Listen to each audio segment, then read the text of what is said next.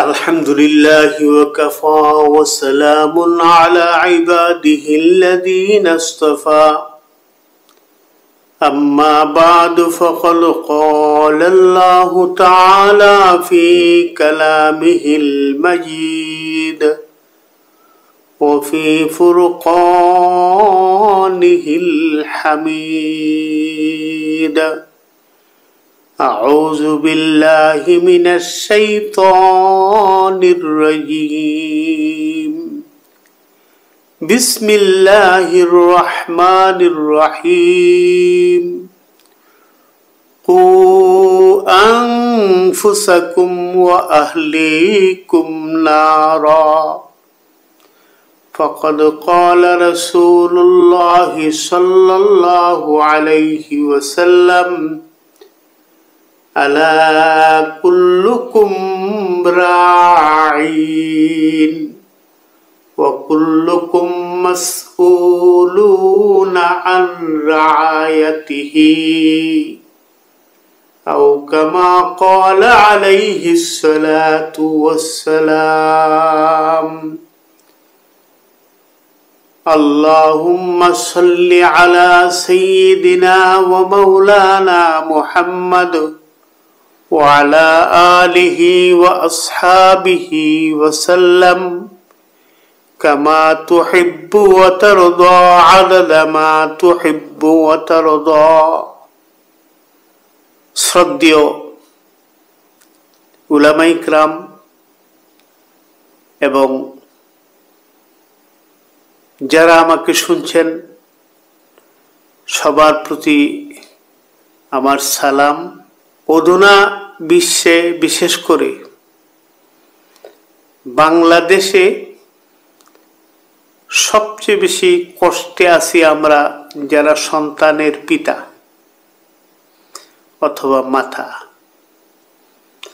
তার কারণ হলো সন্তানরা আজ সুশিক্ষা থেকে বঞ্চিত এবং নম্র ভদ্র হচ্ছে না, একটা অন্য ধরনের অবস্থার মধ্যে বেড়ে উঠছে এবং সামাজিক অবক্ষয়ের সময় কুসংস্কার, খারাপ বন্ধুবান্ধব, নেশা জাতীয় দ্রব্যের কবলে পড়ে হেন কোনো ঘর নেই যে ঘরের এক দুইটা মানুষ এফেক্টেড নয়। এই জন্য সন্তানকে সুশিক্ষার বিকল্প সন্তান গড়ার আর কোনো বিষয় নাই। সন্তানকে যদি সঠিকভাবে গড়ে তুলতে হয়, আদর্শ মানুষ বানাতে হয়, তাকে সুশিক্ষা দিতে হবে। তাছাড়া শিক্ষা তো পরের স্টেপে আসে, কিন্তু প্রাথমিক যেই সমস্যাটা আমাদের দ্বারা হয় সেটা হলো মারা যখন গর্ভবতী হয় তখন থেকে আমাদের সতর্ক থাকতে হবে। মা যখন গর্ভাবস্থায় থাকে মার সাথে এমন কোনো ব্যবহার করা যাবে না যেই ব্যবহারের কারণে মাটা টেনশনে তার ঘুম আসে না চোখে, অথবা সর্বদাই সে একটু কষ্টের মধ্যে যায়, কটু কথা শুনে। অনেক সময় মায়েরা কাউকে বলতেও পারে না, নীরবে সহ্য করে, তার প্রভাব তার বাচ্চার উপর পড়তে থাকে। এইভাবে আস্তে আস্তে বাচ্চাটা যখন বড় হয়, 4 মাস অতিক্রান্ত হয়, তখন মা কি করে এবং ঘরে কি হয়, কথাবার্তা, খারাপ আচরণ, একে অপর হাজব্যান্ড ওয়াইফ আচরণ যত খারাপ করবে সন্তানের উপর ততই খারাপ প্রভাব পড়বে। এই তো গেল গর্ভাবস্থার কথা।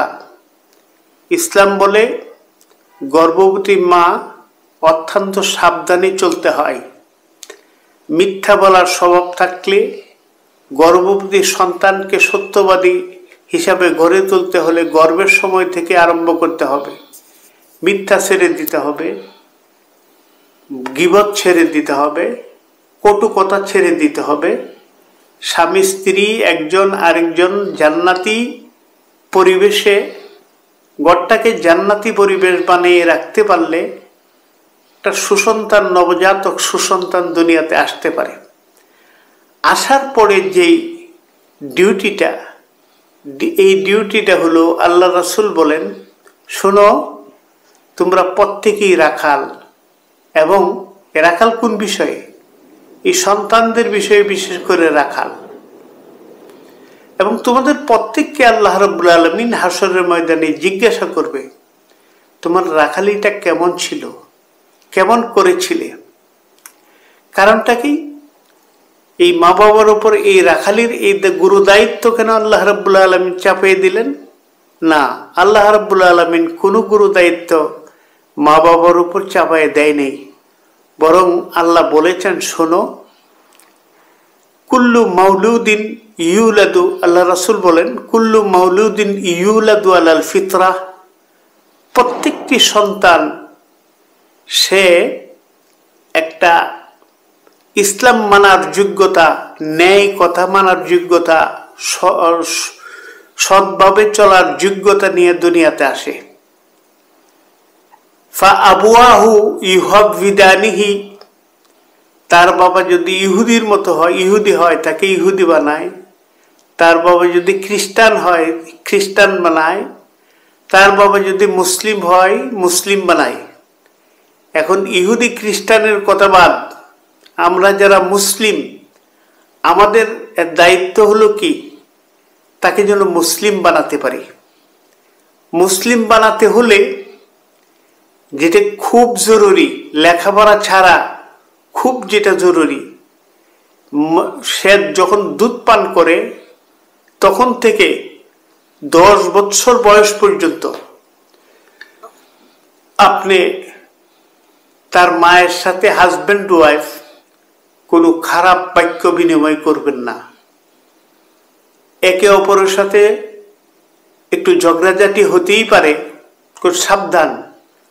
বাচ্চা যদি কুলেরও হয়, দুধ খায় এমন বাচ্চা হয়, এই বাচ্চার সামনে, তার কানে পৌঁছে, এই বাচ্চার সামনে কোনো গালি, কোনো অশ্লীল শব্দ, অশ্লীল বাক্য বিনিময় করবেন না। উপরন্ত এমনকি বাচ্চা যখন মায়ের সাথে ঘুমায় তখনও সাবধানে, স্বামী স্ত্রী যে বিশেষ মুহূর্ত আছে, ওই মুহূর্তে অত্যন্ত সাবধান থাকতে হবে। কোনো অবস্থাতেই যেন বাচ্চার অনুভূতিতে না যায় যে তার পাশে একটু আওয়াজ হচ্ছে বা একটা কিছু হচ্ছে। এজন্য খুব সাবধানে, ওই সময় থেকে সাবধান হতে হবে। এরপর বাচ্চা যখন কিছু কথাবার্তা বলতে পারে, শুনতে পারে, তখনও হাজব্যান্ড ওয়াইফ একে অপরকে আগেই বলে রাখবেন যে আমার কোলে যখন বাচ্চা থাকে তুমি আমাকে কটু কথা বলবে না, তোমার কোলে যখন বাচ্চা থাকে আমিও তোমাকে কটু কথা বলবো না, খারাপ কথা বলবো না। এইভাবে আস্তে আস্তে আগাইয়া আমরা যারা ধর্ম মানি, ইসলাম ধর্ম, তাকে প্রথমেই ইসলামী শিক্ষায় শিক্ষিত করে তুলতে হবে। আমরা অনেকেই বুঝি ইসলামী শিক্ষা মানে শুধু কোরআন শরীফ পড়াই দিলেন আর নামাজের কথা বললেন, এটুকুনি আমরা যথেষ্ট মনে করি না। কোরআন এবং নামাজের পাশাপাশি যে কাজটা করতে হবে, কোন কাজটা গুনাহ, আল্লাহ কোন কাজের প্রতি নারাজ এবং কোন কাজের প্রতি আল্লাহ খুশি, এগুলি শিক্ষা দিতে হবে। আমরা ভূতের ভয় দেখাই, জিনের ভয় দেখাই, তারপরে কুকুর বিড়ালের ভয় দেখাই না, বাচ্চাদেরকে এগুলির ভয় দেখাইতে নাই। বাচ্চাদেরকে বলা ও আল্লাহ এটা ভালোবাসে না, আল্লাহ ওইটা ভালোবাসে। এইভাবে প্রত্যেকটা কথা ভয় দেখাইলে আল্লাহর ভয় দেখাইবেন যে বাবা এইভাবে করলে আল্লাহ নারাজ হয়। যদিও ছোট বাচ্চাটা বোঝে না, কিন্তু এই শব্দগুলি তার মেমোরিতে থেকে যায়, আস্তে আস্তে সে বড় হতে থাকে। এবং কোনো অবস্থাতেই বাচ্চাকে আপনি শাসন করার নামে কঠিনভাবে প্রহার করতে পারবেন না। বাচ্চা যদিও আপনার, কিন্তু আল্লাহ রাব্বুল আলামিন আল্লাহর হাবিব বলছেন, শোনো, বাচ্চার মালিক আল্লাহ, তুমি শুধু রাখাল। রাখাল হইয়া বাচ্চার উপর তো টর্চার করা যাবে না, এবং বাচ্চাকে আপনি খাবার সময় বাচ্চাকে নিয়ে খাবেন। আপনি মসজিদে গেলে যখন বাচ্চা 7 বছর বয়স হয়, বাচ্চাটাকে ট্রেনিং দেওয়ান, মসজিদে নিয়ে যান। আশ্চর্য হলো বাংলাদেশ, যে দেশে ছোট বাচ্চারা মসজিদে হট্টগোল করলে মুরব্বীরা খুব রাগ করে, খুব গালিগুলাজ করে, আর সাবধান করে, এই বাচ্চা কাচ্চা নিয়ে মসজিদে আইসো না। এটা অত্যন্ত দুর্ভাগ্য আমাদের, বিশেষ করে বাংলাদেশের যে সিচুয়েশন, এখানে অত্যন্ত দুর্ভাগ্যের ব্যাপার। আমরা নামাজে ঠিকই যাচ্ছি, কিন্তু আমাদের বাচ্চাগুলিকে সাথে করে নিচ্ছি না। হয়তো অপর ভাই বিরক্ত হবে, কে বিরক্ত হবে। আমি ছোট্ট একটা ঘটনা বলি। হুজুর সাল্লাল্লাহু আলাইহি ওয়াসাল্লাম যখন সেজদায় যাইতেন, উমামা রাদিয়াল্লাহু তাআলা আনহা, উমামা নামে ওনার একজন নাতনি ছিলেন, সে দৌড়াইয়া গিয়া হুজুর সাল্লাল্লাহু আলাইহি ওয়াসাল্লামের কাঁধে সোয়ার হয়ে যেতেন। অনেক কষ্ট দিতেন, কাতারের ফাঁক দিয়ে দৌড় দিতেন। এক হাদিসে এমনও আছে, আল্লাহর হাবিব হয়তো হুসাইন অথবা অন্য কোনো নাতি ওনার কাঁধে উঠে বসেছে, নামাজটা ছিল নফল নামাজ। তো কাঁধে উঠে যখন বসলো, সে বলতেছে, এই সুন্দর একটা ঘোড়া পাইছি আমি, বলে সে মজা করতেছে। হুজুর সাল্লাল্লাহু আলাইহি ওয়াসাল্লাম বলেন, ইয়া আল্লাহ, একদিকে আমার নামাজ, আরেকদিকে আমার এই নাতি বা সন্তান, আমি এখন কি করতে পারি? জিবরিল এসে বললেন, আল্লাহ বলেছে যতক্ষণ পর্যন্ত তার খেলা শেষ না হয় আপনি মাথা উঠাবেন না, তাকে খেলতে দেন। তো দেখুন, হুজুর সাল্লাল্লাহু আলাইহি ওয়াসাল্লামের আরেকটা অভ্যাস ছিল, ছোট্ট বাচ্চা 7 বছর 6 বছর এই বাচ্চাদেরকে সবার আগে সালাম দিয়ে দিতেন। এক হাদিসে আছে, হুজুর সাল্লাল্লাহু, এক সাহাবী বলেন, আমরা কয়েকজন যুগ সাজস করছি যে আজকে আর হুজুর সাল্লাল্লাহু আলাইহি ওয়াসাল্লাম আমাদেরকে আগে সালাম দিতে দিব না, অর্থাৎ সামনে পড়ার সাথে সাথে আমরা সালাম দিয়ে দিব। ওনারা রেডি। হুজুর সাল্লাল্লাহু আলাইহি ওয়াসাল্লাম যেই সামনে গেলেন, সর্বপ্রথম আল্লাহর রাসূল বলে ফেলেন, আসসালামু আলাইকুম ওয়া রাহমাতুল্লাহ। হুজুর সাল্লাল্লাহু আলাইহি ওয়াসাল্লামের আগে ওরা সালাম দিতে পারে নাই। আমরা কি করি? সন্তানকে সালাম দেই না, অথবা সন্তান সালাম দিলেও জবাব দিতে চাই না। এগুলি আমরা ছোটবেলা থেকে বাচ্চাদেরকে শিক্ষা দিতে হবে। এগুলি সুশিক্ষা। কোরআন শরীফে সুস্পষ্ট যেগুলি আছে, এগুলি শুধু সুশিক্ষা নয়, এই যে আচার অনুষ্ঠান, মানুষের মধ্যে বড়কে, যদিও এটা হাদিসে আছে, বড়কে শ্রদ্ধা করো, ছোটকে স্নেহ করো, আলেমকে ইজ্জত করো, এই যে কতগুলি কথা আছে। আলেম বলতে আমি বলবো, শিক্ষিত জনকে ইজ্জত করেন, বড়কে শ্রদ্ধা করেন, ছোটকে স্নেহ করেন। সে ভুল করতেই পারে, সে তো ভুল করবেই, ভুল করার পরে তাকে প্রহার করবেন না। আমি অনেক সময় দেখি মানুষ কত হাইওয়ান হয়ে গেছে। ছোট্ট একটা ছেলে একবার দেখলাম, তাকে মোবাইল চুরির সন্দেহ করে গাছের সাথে বেঁধে এরা একসাথে মারলো, এত শক্ত মারলো। এটা কোন কোরআনে আছে, কোন বিধান আছে, কোথায় আছে? উপরন্ত আমাদের শাসন ব্যবস্থাও দেখলে আশ্চর্য হতে হয়। রিমান্ডের নামে মানুষের নখ উফরিয়ে ফেলা হয়, রিমান্ডের নামে মানুষকে কত কষ্ট দেওয়া হয়। এগুলি আসলে কোরআন হাদিস বিবর্জিত। ইসলামী হুকুমত কায়েম করার জন্য আমরা চিৎকার করি, কিন্তু মানুষের মধ্যে ন্যায় নীতি আদর্শ এগুলি ফিট যত দিন পর্যন্ত না হবে, হুকুমত তো কায়েমের প্রশ্নই আসে না। আপনি সর্বপ্রথম সভ্য হতে হবে।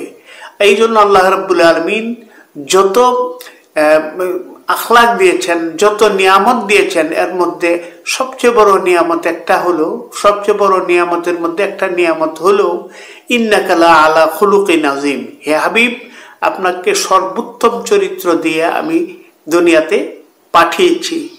আরেক হাদিসে আছে, আফজালুল আমালি হুসনুল খালক, সবচেয়ে উত্তম আমল হলো উত্তম চরিত্র, মানুষকে দেখলে মুস্কি হেসে দিয়ে কথা বলা। একজনের সাথে আপনার কি নিয়ে একবার ঝগড়া হয়েছে, তাকে পাশ কাটিয়ে যাচ্ছেন, সালামও দিচ্ছেন না, উত্তরও দিচ্ছেন না, আস্তে আস্তে গভীর হবে, আস্তে আস্তে আপনার হৃদ্যতা আরো নষ্ট হতে থাকবে। নষ্ট হতে হতে একবার এমন হবে যে আপনি তাকে খুঁজলেও আর সালাম দেওয়ার সুযোগ পাবেন না। এই জন্য ছোটখাটো কারণে আমরা যারা বিভেদ থাকে, এই বিভেদটা নিয়ে দোকানে বসে এখানে সেখানে বসে আমরা যেন এগুলি মানুষের গীবত, হিংসা, নিন্দা এগুলি যেন না করি, কারণ এগুলি সন্তান শিখে। আপনার প্রত্যেকটা কথা কিন্তু সন্তান শিখে ফেলে। এরপরও বলেন, এত কিছুর পরেও সামাজিক কারণে, আমি জানি সামাজিক কারণে অনেকের সন্তানই নষ্ট হয়ে যায়। সমস্ত শক্তি ব্যয় করে সন্তানকে ঠিক করা যায় না। আপনি যদি সব শক্তি ব্যয় করে সাবালিক হওয়ার পরে সন্তানকে ঠিক করতে পারলেন না, নাবালিক অবস্থা ঠিকই আপনি নামাজ পড়াইছেন, রোজা রাখাইছেন, সৎকর্ম করাইছেন, কিন্তু যখন সে সাবালিক হয়ে গেল আপনার কথাও শুনছে না, সে তার খারাপ পথে সে ধাবিত হচ্ছে, ওটার জন্য আপনি দায়ী হবেন না। তবে তার শিশু কৈশোর কালটা, এই দুইটা কাল খুব সাবধান থেকে ধর্মীয় আচার এগুলি শিক্ষা দিতে হবে, সাথে সাথে তাকে স্নেহ, মায়া এগুলি দিতে হবে। মানে কোনো রকমের ভর্ৎসনা, ধমক, খারাপ কথা, অশ্লীল বাক্য তার সামনে প্রয়োগ করবেন না। তাহলে দেখবেন আলহামদুলিল্লাহ আমাদের সন্তানগুলি ঠিকই আপনার মতো হয়েছে, আমার মতো হয়েছে। আমরা যেমন বাবার সাথে বেয়াদবি করি না, তারাও বাবার সাথে বেয়াদবি করবে না। আমরা যেমন মাকে আদর করি, মমতা করি, তারাও মাকে আদর করবে, মমতা করবে। এমনকি আশপাশি দেশবাসী সবার কাছে আদর্শ সন্তান হিসাবে স্বীকৃতি পাবে। তো সে আদর্শ সন্তান সে বানাতে হলে মা বাবার যে কর্মগুলি করা উচিত, সেটা গর্ভকালীন সময় থেকে দুধ পান করার সময় এবং 7 বছর সময়, এমনকি 10 বছর। হুজুর সাল্লাল্লাহু আলাইহি ওয়াসাল্লাম বলছেন 7 বছর বয়স হলে সন্তানকে তুমি কি করো, মুরু সিবিয়ানাকুম ইযা বালাগা 7 সিনিন, তাদেরকে নামাজের হুকুম করো যখন 7 বছর হয়, ওয়াজরিবুহু ইযা বালাগা 10 সিনিন, এবং একটু হালকা টর্চার করে হলেও 10 বছর হইলে তাকে নামাজে উপস্থিত করো। তো আমরা এগুলি স্মরণ রাখবো এবং সাবধানে সন্তানের সাথে কথা বলবো, যাতে সন্তান ভুল পথে পরিচালিত না হয়। আর যারা হয়ে গেছে তাদের জন্য মন থেকে দোয়া করা ছাড়া আর কোনো পথ নাই। আল্লাহ রাব্বুল আলামিন আমাদেরকে সুসন্তানের বাবা হওয়ার তৌফিক দান করুক। আমিন। ওয়া আখিরু দাওয়ানা আনিল হামদুলিল্লাহি রাব্বিল আলামিন।